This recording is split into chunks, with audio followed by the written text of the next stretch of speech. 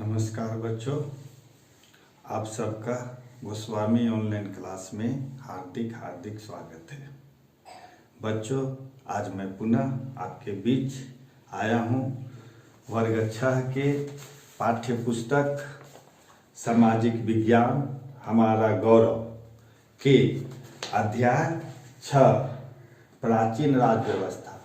इसे मैंने 2 भागों में आपके बीच बतलाया था और पढ़ाया था, जिसमें पहले भाग में हमने शासकों का चयन, जनपद और महाजनपद, सामाजिक और सांस्कृतिक जीवन के बारे में हम लोग पढ़े थे। दूसरे भाग में हमने आर्थिक व्यवस्था और मगध साम्राज्य और वजी साम्राज्य के बारे में जाने थे और मैंने आप लोगों के बीच में विस्तार से बतलाया था।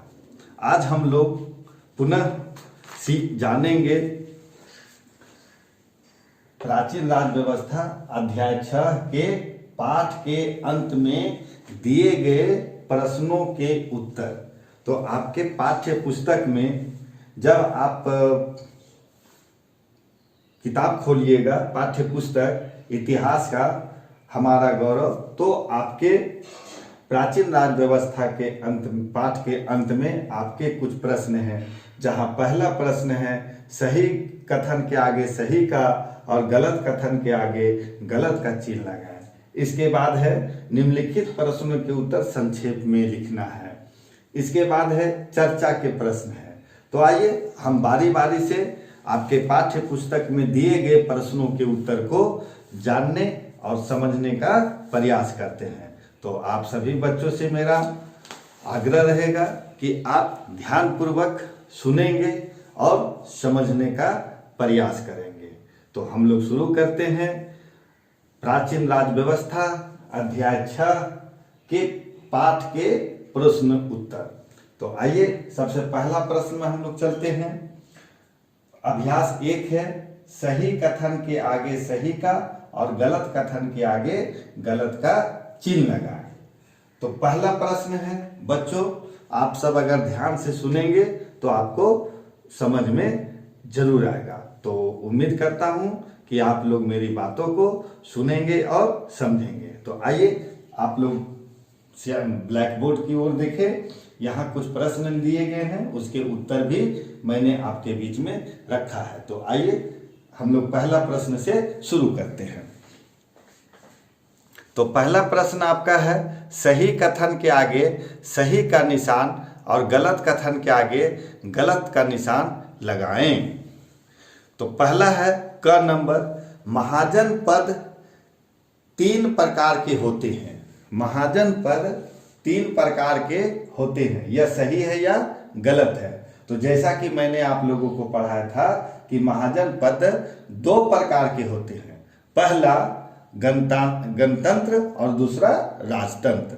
तो यहाँ 3 पूछ रहा है, तो इसलिए यह प्रश्न क्या हो गया? गलत है। तो महाजन पद 3 प्रकार के होते हैं, हम यहाँ गलत का निशान लगाएंगे। तो यह प्रश्न क्या है? गलत है।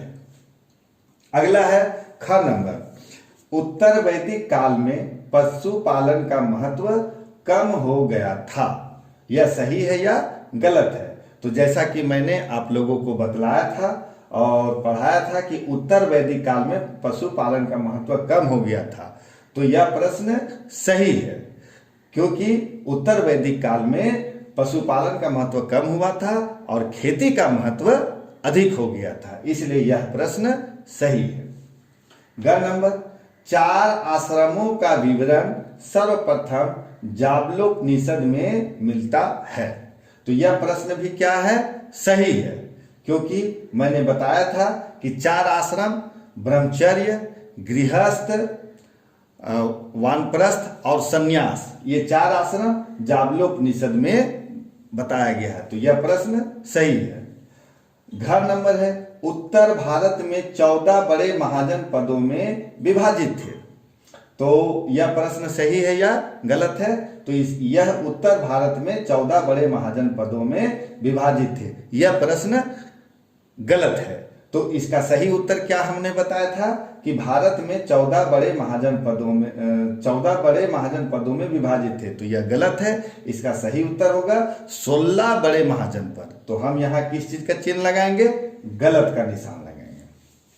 अब आइए आपके पाठ्य पुस्तक में दिए गए प्रश्न हैं, निम्नलिखित प्रश्नों के उत्तर संक्षेप में दीजिए। तो निम्नलिखित प्रश्न के जो उत्तर आपके यहाँ प्रश्न में जो आपको दिखाई दे रहे हैं, पहला क है, ख है, ग और घ। पहला है राजा अश्वमेध यज्ञ क्यों आयोजित करता था। ख नंबर है कुरु जनपद में कितने जन शामिल थे, उनके नाम लिखिए। ग नंबर है महाजन पद काल में राजा किन लोगों से कर या टैक्स वसूल करता था। ग नंबर है गणों की सभाओं में समाज का कौन सा वर्ग भाग नहीं ले सकता था। तो आइए हम इन बारी बारी से चारों प्रश्नों के उत्तर को जानते हैं और समझने का प्रयास करते हैं। तो देखा जाए तो पहला प्रश्न है राजा अश्वमेध यज्ञ का क्यों आयोजित करता था। तो जैसा कि मैंने बताया था कि अश्वमेध यज्ञ जब राजा करते थे तो वह अश्वमेध यज्ञ का घोड़ा छोड़ दिया जाता था। वह घोड़ा जहां जहां जिन क्षेत्रों में या जिन राज्यों में होकर के गुजरता था, वह राज्य यज्ञ करने अश्वमेध यज्ञ करने वाले राजा के राज्य के अधीन हो जाता था। तो इसका सही उत्तर हम लिखेंगे कि राजा अपनी साम्राज्य सीमा का विस्तार करने के लिए अश्वमेध यज्ञ का आयोजन करता था। दूसरा प्रश्न है कुरु जनपद में कितने जन शामिल थे, उनके नाम लिखिए। पहला आपका प्रश्न था राजा अश्वमेध यज्ञ क्यों आयोजित करता था। तो सही उत्तर होगा राजा अपनी साम्राज्य सीमा का विस्तार करने के लिए अश्वमेध यज्ञ करता था।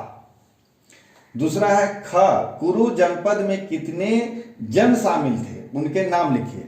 तो कुरु जनपद में 2 जन शामिल थे, पहला पुरु और दूसरा भरत। तो कुरु जनपद पुरु और भरत जन मिलकर के बना था कुरु जनपद। अगला प्रश्न आपका इधर है, ध्यान से देखेंगे। ग नंबर महाजन पद काल में राजा किन लोगों से कर वसूल करता था। जैसा कि मैंने आपको पिछले वीडियो में बताया था कि महाजन पद काल में राजा अपनी शासन व्यवस्था को चलाने के लिए नियमित रूप से कर या टैक्स वसूलते थे। किसानों, पशुपालकों, शिकारियों, व्यापारियों तथा कारीगरों से भी कर वसूला जाता था। बढ़ई, सोनार, बुनकर, लोहार आदि से उपकर के रूप में राजा के लिए एक दिन का काम करते थे। तो ये टैक्स के रूप में बढ़ई, सोनार, बुनकर, लोहार आदि से उपकर के रूप में राजा क्या करता था, तो एक दिन अपने घर में काम लेता था। घर नंबर प्रश्न है गणों की सभाओं में समाज का कौन सा वर्ग भाग नहीं ले सकता था। मतलब जब वजी साम्राज्य का जब अस्तित्व था तो उस समय वजी साम्राज्य गणों में विभाजित था। तो जब गण के राजा आपस में बैठते थे, नीतियां बनाते थे, बातचीत करते थे, सभाओं में बैठक करते थे, तो उस बैठक में किनको जाना मना था या कौन भाग नहीं ले सकता था। तो प्रश्न है गणों की सभाओं में समाज का कौन सा वर्ग भाग नहीं ले सकता था। तो सही उत्तर होगा स्त्रियों, दासों तथा कर्मकारों को। याद रखेंगे, स्त्रियों, दासों तथा कर्मकारों को गणों की सभाओं में भाग लेने का अधिकार नहीं था। तो ये थे बच्चों अभ्यास संख्या 1 और अभ्यास संख्या 2 के प्रश्न के उत्तर। अब हम देखेंगे अभी आगे चर्चा के प्रश्न। जैसा कि आप अभी देख पा रहे होंगे अपने पाठ्य पुस्तक में चर्चा के 3 प्रश्न किए गए हैं। पहला है उत्तर वैदिक काल में कृषि का महत्व क्यों बढ़ गया था। इसके बाद है आज के गणराज्य से वजी कैसे भिन्न था। 5वां है मगध सबसे महत्वपूर्ण महाजन पद क्यों बन गया था। तो आइए अब हम इन 3 प्रश्नों पर चर्चा करते हैं और जानने का प्रयास करते हैं कि उत्तर वैदिक काल में खेती का महत्व क्यों बढ़ गया था। तो आइए हम लोग आगे देखते हैं चर्चा के प्रश्न में तीसरा नंबर। चर्चा का प्रश्न है तीसरा नंबर, उत्तर वैदिक काल में कृषि का महत्व क्यों बढ़ गया था। तो आइए हम इस पर लिखते हैं, इसका जानने का प्रयास करते हैं कि इस प्रश्न का सही कारण क्या होगा। तो उत्तर वैदिक काल में पशुपालन की अपेक्षा कृषि का महत्व अधिक हो गया था। इसका प्रमुख कारण क्या था? जैसा कि मैंने आप लोगों को पढ़ाया है, बताया है कि लोहे का प्रयोग। तो इसका प्रमुख कारण लोहे का प्रयोग था। लोहे के प्रयोग से कृषि में व्यापक परिवर्तन आया। अब हल का फाल लोहे के बनने लगे, जिससे कठोर जमीन आसानी से भी जोती जाने लगी। कठोर जमीन को जोतने में परेशानी होती थी, तो जब लोहे का फाल बन गया तो खेती क्या हो गया, आसान हो गया और कठोर जमीन भी आसानी से जोती जाने लगी। कृषि की रोपण विधि की शुरुआत भी हुई। सिंचाई के लिए तालाब, कुएं के साथ नहरों का भी उपयोग होने लगा। इससे फसलों की उपज क्या हो गई, बढ़ गई। इसलिए कृषि का महत्व बढ़ गया था। तो उत्तर वैदिक काल में पशुपालन का महत्व कम हो गया था और खेती का महत्व बढ़ गया था। इसका सबसे प्रमुख कारण है लोहे का प्रयोग होना। तो ये मैंने आपको बतलाया था। अब आते हैं चौथा नंबर, आज के गणराज्य मतलब वर्तमान समय में आज के गणराज्य से वजी गणराज्य कैसे भिन्न था। ये हमारा दूसरा चर्चा का प्रश्न है। आप देख सकते हैं प्रश्न को, आज के गणराज्य से वजी कैसे भिन्न था। तो जैसा कि मैंने बताया था कि वजी साम्राज्य गणराज्य जो था वह कुलों में बटा था। तो आइए हम देखते हैं कि कैसे आज के गणराज्य और वजी गणराज्य में क्या अंतर है। तो आज के गणराज्य से वजी कैसे भिन्न था। आज के गणराज्य में लोग अपने जनप्रतिनिधियों का चयन आम चुनाव के जरिए करते हैं। मैंने आपको बताया था कि जब हमारा देश 1947 में आज़ाद हुआ, अंग्रेजों के शासन से मुक्ति मिली, तब 26 जनवरी 1950 को संविधान हमारे देश का लागू हुआ और संविधान लागू होने के बाद 1952 ईस्वी से अब तक 1952 ईस्वी से अब तक हम लोग चुनाव के जरिए अपने जनप्रतिनिधि का चयन करते हैं। चाहे वह पंचायत का मुखिया हो, चाहे वह राज्य के विधानसभा के सदस्य हो या हमारे देश के संसद के सदस्य हो, जिसे हम सांसद के रूप में चुनते हैं। राज्य के प्रतिनिधि में हम विधायक के रूप में चुनते हैं। तो इन्हीं सांसदों में से एक प्रधानमंत्री देश का बनता है और प्रधानमंत्री चुने हुए सांसदों से जनप्रतिनिधियों से अपने मंत्रिमंडल का गठन करते हैं। ठीक उसी प्रकार हमारे राज्य में राज्य के जो शासक होते हैं वह मुख्यमंत्री होते हैं और यह मुख्यमंत्री विधानसभा में चुने गए सदस्यों में से बहुमत दल का जो नेता चुना जाता है उसे ही मुख्यमंत्री के रूप में बनाया जाता है। और मुख्यमंत्री अन्य विधायकों के अपने सत्ता पक्ष के विधायकों को लेकर के मंत्रिमंडल का निर्माण करते हैं। तो ये हमारा चुनाव के जरिए, जहां पर 18 वर्ष से ऊपर आयु वर्ग के स्त्री और पुरुष मतदाता अपने मनपसंद उम्मीदवार का चयन करते हैं। तो ये हमारा आज का गणराज्य है, आज के लोकतंत्र का यही विशेषता है। तो आइए देखते हैं कि आज के गणराज्य में लोग अपने जनप्रतिनिधियों का चयन आम चुनाव के जरिए करते हैं। यही जनप्रतिनिधि देश की शासन व्यवस्था को चलाते हैं। इनको वर्तमान का शासक भी हम कह सकते हैं। लेकिन वजीर गणराज्य इससे भिन्न था। यह 8 कुलों या गणों का संघ था। संघ में कई शासक थे जो सभाओं में बैठकर बातचीत, बहस तथा वाद विवाद द्वारा शासन की नीति तय करते थे। शत्रुओं से निपटने के लिए वे मिलकर चर्चाएं करते थे।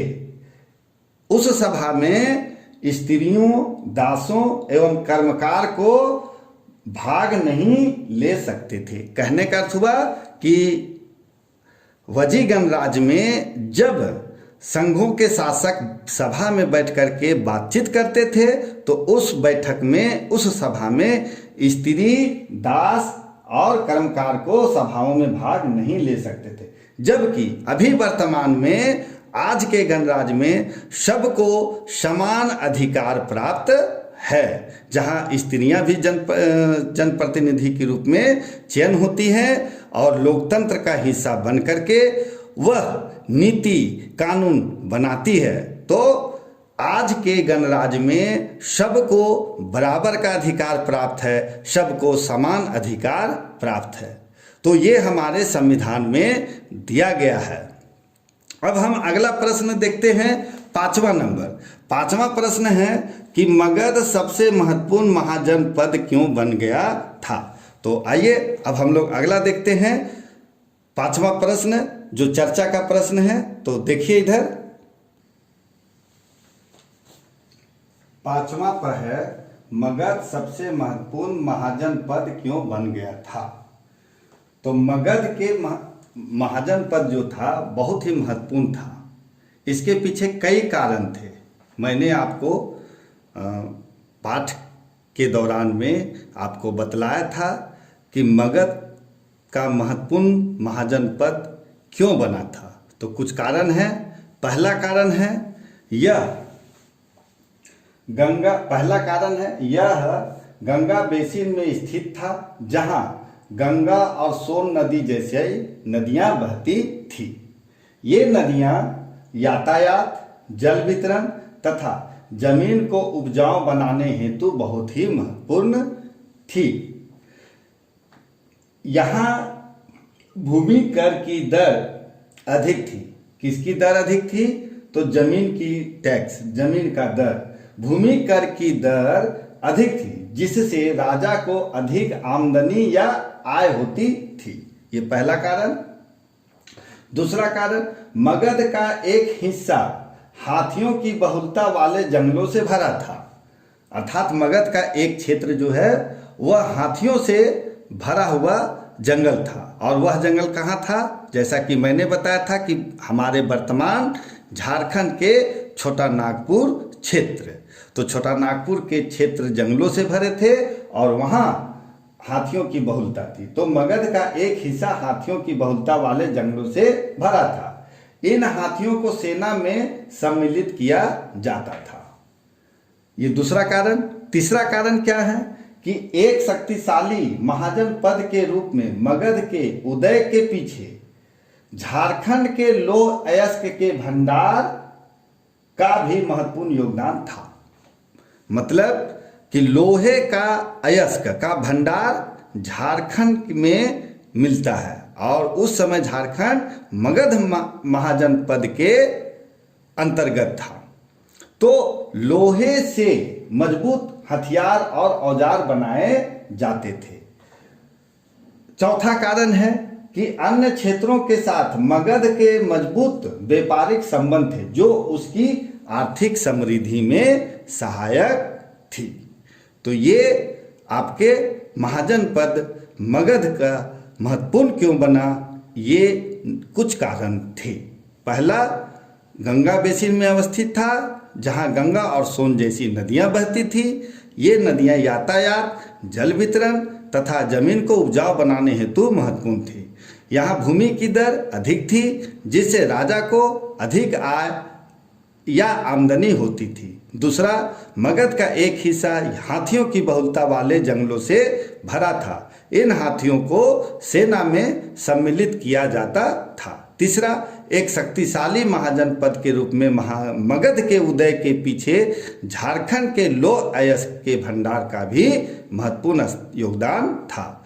लोहे से मजबूत हथियार और औजार बनाए जाते थे।